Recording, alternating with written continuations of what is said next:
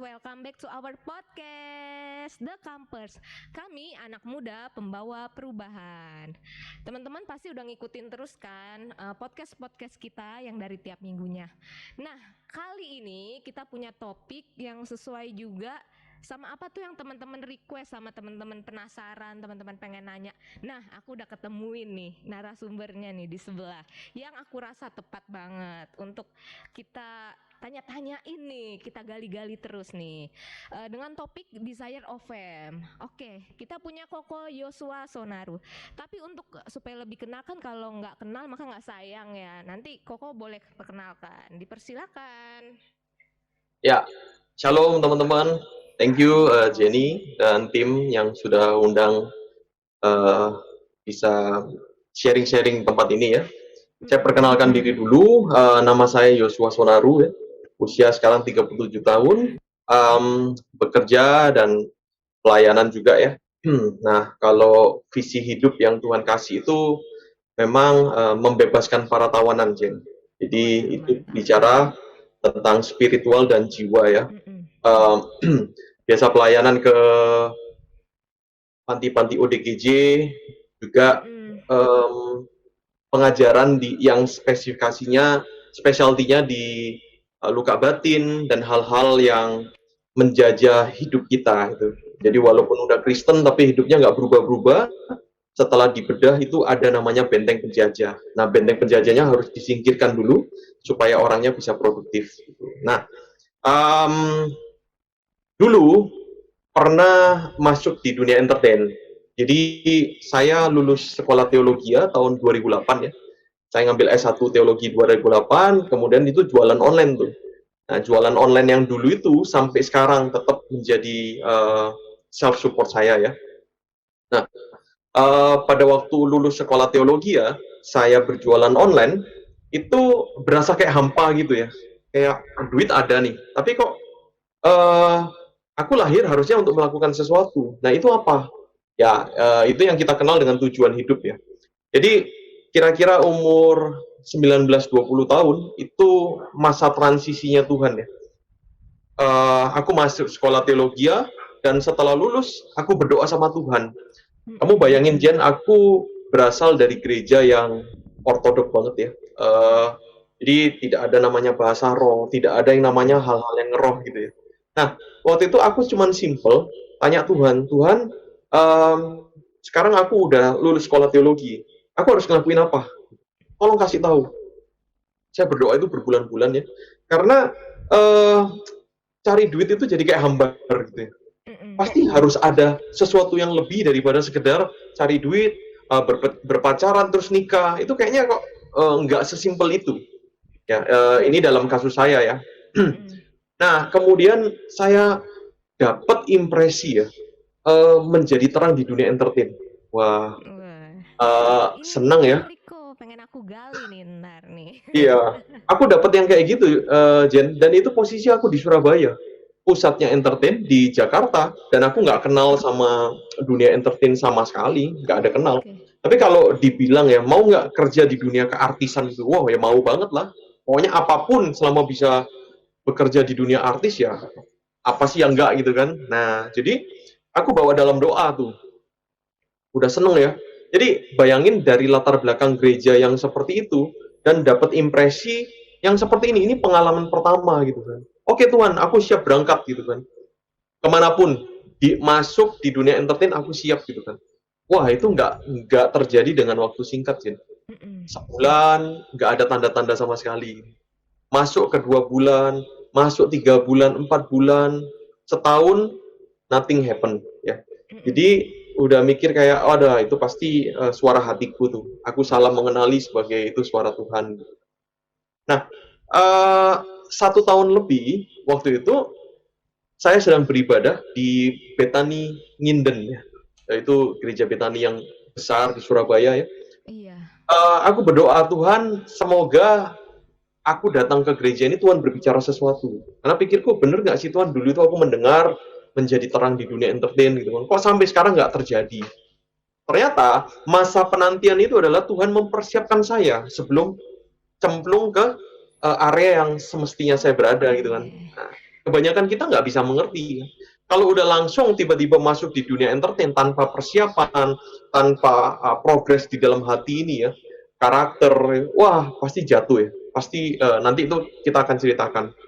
Oke. Nah, akhirnya di gereja itu datang Pastor Konghi yang dari Singapura, Jen. Nah, dia cerita tentang istrinya, namanya Sun ya. Dia artis Taiwan yang sangat terkenal gitu kan. Nah, di dalam ceritanya itu bukan desire-nya dia untuk jadi terkenal, untuk jadi artis, enggak. Tapi dengan dia jadi artis, dia bisa memberkati di dunia entertain. Wah, sebelum saya datang ke gereja itu saya berdoa, dan ketika mendengarkan itu, wah ini peneguhan nih. Oke, Tuhan, jadi terang di dunia entertain. Nah, mendekati 2 tahun, Jen. Itu saya punya teman, saya punya sahabat ya, namanya Lee Jong Hoon ya, yang sekarang udah jadi artis itu. Kita berteman lama banget sama Lee Jong Hoon itu ya. Saya berteman lama banget dan dia pulang dari wajib militer. Oh, oke.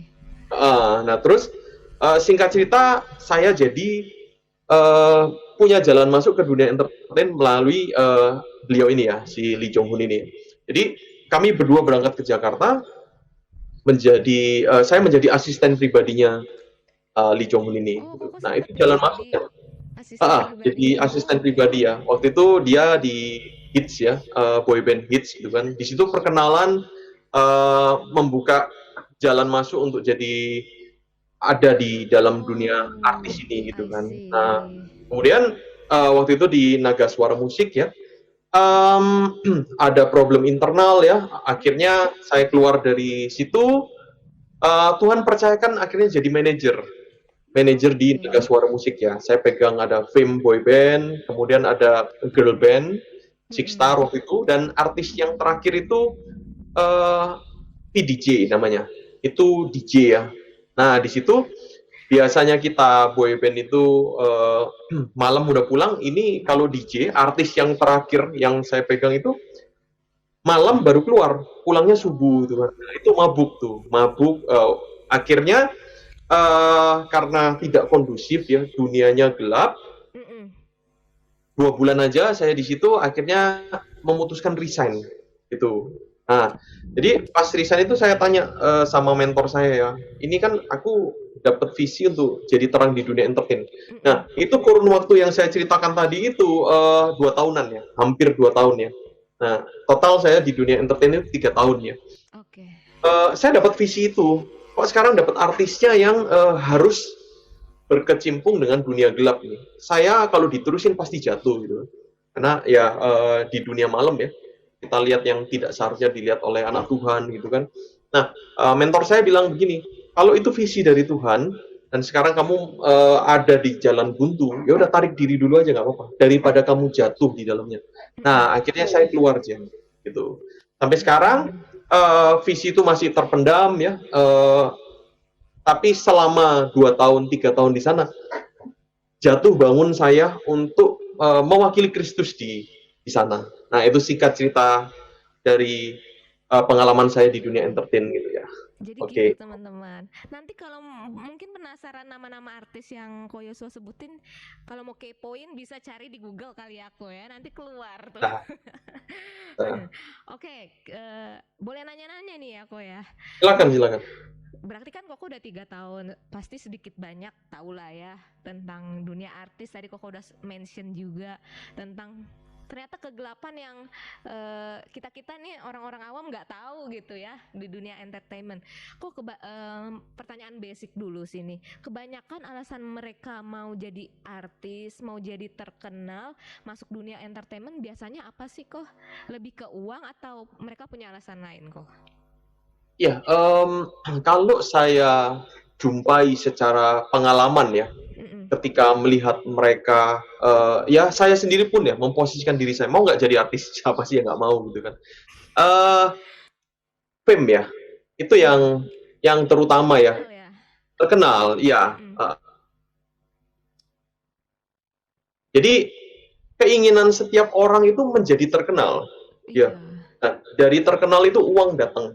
Dari terkenal itu kayak nilai diri kita jadi langsung besar gitu Jen. Jadi nggak semata-mata untuk uang sebenarnya, karena kalau mau jadi artis di awal-awal itu malah habisin uang banyak Jen. gitu. Sebelum akhirnya produktif dan balik uangnya itu. Usahanya harus banyak. Keluar modal dulu ya. Ya, otomatis ya mempercantik diri, terus kayak kita misalnya casting itu kan ya biaya juga ya, gitu. Gitu. Pasti itu. Terus yang kok lihat orang yang baru masuk banget dunia entertainment, perubahan gaya hidup apa sih yang kok lihat gitu? Misalnya yang tadinya kita kenal orangnya begini, setelah menjadi artis berubah gitu. Perubahan apa yang kok lihat biasanya? Orang yang sudah menjadi mulai terkenal, mulai naik, entah itu terkenal karena apalagi zaman sekarang ya kok terkenal gampang banget ya. Joget-joget di TikTok atau gimana udah bisa jadi terkenal. Biasanya perubahan gaya hidup apa kok yang kok lihat? Baik itu yang baik atau yang buruk gitu. Oke, nanti aku akan jawab itu Jen, tapi aku jelasin di pertanyaan yang sebelumnya dulu ya. Yang harus dibedah dari seorang manusia ya, dia mau takut akan Tuhan atau enggak, itu kita harus ingat bahwa kondisi kita ini diciptakan segambar dan serupa dengan Allah Bapa ya, yang menciptakan kita. Tapi pada waktu kita jatuh dalam dosa, kita kehilangan arti dari imago Dei, segambar dan serupa. Kita tidak lagi segambar dan serupa dengan Tuhan. Kita dibuang dari Taman Eden ya, dengan kondisi malu, takut, merasa bersalah. Kenapa? Karena dosa makan buah itu. Nah, feeling guilty ini, dosa ini yang turun-temurun dari Adam sampai ke titik kita. Nah, jadi dari akibat tidak langsung dari dosa manusia ini, bayi lahir juga sudah punya hal ini, yaitu kita merasa tidak berharga, Jen. Itu. Nah, jadi dari perasaan tidak berharga, perasaan kosong, which is kalau secara teori setiap manusia yang keturunan dari Adam dan Hawa mewarisi ini, maka kita merasa kosong. Nah, dari perasaan kosong ini kita mengejar yang namanya berhala di dalam hati. Jadi ada berhala di dalam hati itu ada 4 ya. Kita kepingin berkuasa, kita kepingin bisa mengontrol segala sesuatu, kita kepingin bisa diterima, kita kepingin bisa nyaman. Nah, 4 berhala dalam hati ini diwujudkan dengan kita mengejar uang, berhala luar nih. Kita mengejar karir, prestasi, berhala luar nih. Tapi berhala hatinya yang tadi itu. Karena apa? Karena manusia sudah jatuh dalam dosa, kosong. Makanya kita nggak bisa berbicara lagi dengan Tuhan. Secara roh terpisah. Nah, intinya ini, Jen. Nah, ketika ada kesempatan untuk bisa jadi artis, waduh, ini adalah cara manusia untuk bisa membalikkan keinginan ego kita. Itu, Jen. Jadi, ya kalau mau dilihat ya, original sin-nya dari Lucifer itu apa? Dia kepingin menggantikan Tuhan. Tuhan ini turun, dia yang naik. Makanya dosanya kekal. Ini dosa yang sangat jahat sekali, gitu kan. Nah, keinginan ini yang dibagikan kepada manusia. Tahu kan, menjadi idol, kata dasarnya adalah idolatri ya. Nah, penyembahan berhala sebenarnya. Kita kepingin kita ini disembah. Jadi, selain karena kita kosong, ada natur dari dosa di dalam diri kita, kita kepingin disembah, Jen. Kayak misalnya kayak begini ya, saya pengajar, saya harus berhati-hati. Ajaran dari Tuhan yang lewat dari diri saya, atau saya kepingin ikutan terkenal, itu 2 hal yang berbeda. Jadi setiap dari kita itu harus berhati-hati dengan ini. Nah, kembali ke pertanyaan Jenny yang kedua tadi ya. Ketika kita sudah terkenal, apa yang daging inginkan, ambisi di dalam daging ini terpenuhi di dalam situ. Kelihatannya terpenuhi, padahal tetap kosong. Hati ini kosong, makanya nggak heran artis-artis Korea ya, kita di dunia artis Indonesia kan ngerti ya, manajemen kita itu enteng sekali. Nggak seperti yang ada di Korea. Di Korea itu mereka dikontrak 15, 20, 25 tahun ya. 5 tahun pertama itu berdarah-darah. Mereka dari remaja, dari teenager, latihan, dan lain sebagainya. Ini pemodal, habisin uang di 5 tahun pertama. Asramanya dia, makannya dia, latihannya dia. Gitu kan. Makanya kontraknya panjang. Nah, 10 tahun itu mungkin baru balik modal. Nah, 15 tahun ke berikutnya ini baru cuannya, Jen.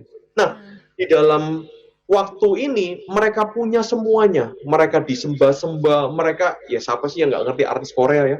udah cantik, ganteng, mereka punya semuanya, Iya. attitude mereka itu juga bener-bener cool banget, jadi kayak artis gitu kan. Tapi di Mm-mm. saat yang sama hati mereka kosong, Jen. Nah, Oh gitu. gak heran banyak yang bunuh diri gitu. Oh. Jadi kalau kamu tanya apa yang berubah, segalanya berubah. Tapi yang paling berubah adalah ambisi dari ego ya. Kalau secara spiritual, Mm-mm. kita membiarkan hati kita liar. Karena apapun yang kita inginkan bisa didapat. Kita Oke. merasa bahwa hati gua bahagia. Padahal sebenarnya enggak. Ada kekosongan. Which is yang bisa mengisi kekosongan kita ini adalah cintanya Tuhan. Hmm. Itu. Jadi ya otomatis ya dia akan menjadi lebih sombong, menjadi lebih arogan, menjadi lebih semau gua gitu. Buah-buahnya tuh ya kok ya. Ya, buah-buahnya. Tapi prinsipnya yang tadi saya jelaskan itu. Betul. Perubahan hidup mungkin aja derajat mereka jadi keangkat ya kok ya gitu kan. Cuma tetap lagi Ya, tadi koko poin. Pada itu pertanyaan aku selanjutnya. Berarti beruntung juga gitu kali ya kok yang artis di Indonesia nggak separah yang di Korea ya, diaturnya seperti ya. gimana, di trainingnya sampai attitude-nya gitu kan. Nah ada pertanyaan lagi kok, kita sering banget sekarang dengar tentang pencitraan sama gimmick-gimmick di dunia artisan. Apakah perlu gitu kok adanya hal itu untuk bisa menaikkan pamor seseorang, atau pamor nanti mungkin teman-teman ada yang pengen terkenal gitu. Gimana tuh kok? Ya, kalau secara karakter manusia sendiri ya, kita punya komposisi di dalam diri kita yang namanya eh, bagian topengnya seorang Yosua gitu. Jadi selalu mau Ah, kelihatan baik gitu kan. Nah, kalau artis kita manusia biasa aja, pasti ada sisi topengnya. Kayak saya lagi pakai sisi topeng saya nih. Cara ngomong saya diatur supaya bagus, supaya audiens kelihatannya kayak wah ini orang iya. bagus gitu kan. Nah, apalagi di dunia artis. Jadi kalau Oke. artis pakai topeng, ya itu wajar gitu loh. Oh Nah, gitu. terus kalau soal gimmick kita harus ingat Jen ya, publikasi ya. Rumus dasar dari publikasi itu bad news is a good news gitu loh. Jadi nggak mungkin kan kalau seorang artis di apa lagi direkam soal-soal tentang kehidupannya yang lancar-lancar aja, ya Mm-mm. orang nggak mau dengerin tentang itu. Jadi kadang perlu dibikin gimmick, ya. Nggak bisa dipungkiri ya. Bahkan Oke. artis-artis sendiri kan banyak yang akhirnya bercerita tentang gimmick ya. Dan kalau di Amerika kita lihat sejarah entertain kan Indonesia kiblatnya di Amerika ya, itu udah sering memang dibikin kayak gitu. Jadi udah janjian untuk bikin gimmick, wah ada konfrontasi. Nah ini yang disukai sama pemirsa. Jadi memang secara Hmm. statistik seperti itu. Kita nggak mau ngedengerin orang lagi masak di dapur itu kan pasti viewernya sedikit karena ya itu hal biasa. Tapi kalau lagi berantem, kalau lagi apa, ya Seru itu. ya. Tapi menarik kok, tadi tuh Koko ada nyinggung tentang topeng ya tadi ya gitu. Berarti mau nggak mau seseorang yang terjun di dunia entertainment harus ada juga yang tidak menunjukkan real color atau real karakter dari orang tersebut gitu ya kok ya. Terus mau Ya, nanya, jadi banyak gak sih kok anak-anak Tuhan yang sudah terjun ke dunia entertainment tapi menutupi identitas mereka sebagai pengikut Tuhan gitu. Jadinya ngikut aja, disuruh pakai ini pakai itu, ngikutin di luar kehendak kita gitu. Udah banyak nggak kok? ya banyak sekali ya. Karena kan memang kita minoritas di negara ini ya. Ya jadi ya memang itu salah satu persekusi iman kita. Gitu. Jadi kalau mau menunjukkan iman kita juga sulit ya, gitu. Nah, tapi sebenarnya kan itu hanya peran ya. Kalau itu tuntutan peran, tidak masalah. Kita bisa tunjukkan dari kehidupan kita yang real ini teladan gitu ya. Dan Mm-mm. kalau tadi dibilang tentang topeng ya, uh, tuntutan untuk pakai topeng yang bagus biar kelihatan bagus karena kan public figure ya jadi mau nggak mau Iya. ini kan jadi teladan ya. Nah Uh-uh. sebenarnya alangkah baiknya kalau itu bukan topeng tapi itu kehidupan real kita yang ditonton oleh orang-orang yang memang adalah baik gitu loh. Nah Betul. seharusnya kan seperti itu ya. Terus kalau Jenny bilang ya apalagi yang berubah dari dunia keartisan, saya mau bilang sangat berat Jen. Karena pekerjaan ini sendiri membuat kita itu kayak disembah Nah, kalau kita nggak bisa jaga hati, mau artisnya anak Tuhan atau bukan, pasti jatuh dalam original sin itu tadi. Gitu. Jadi memang ini area yang sangat berbahaya gitu. Jadi keintiman dengan Tuhan ya, buat teman-teman yang mendengarkan ya, yang cita-citanya pengen jadi artis ya, coba cek dulu. Kalau itu memang desire itu ya, passion itu datang dari Tuhan, kerjakan dengan segenap hati.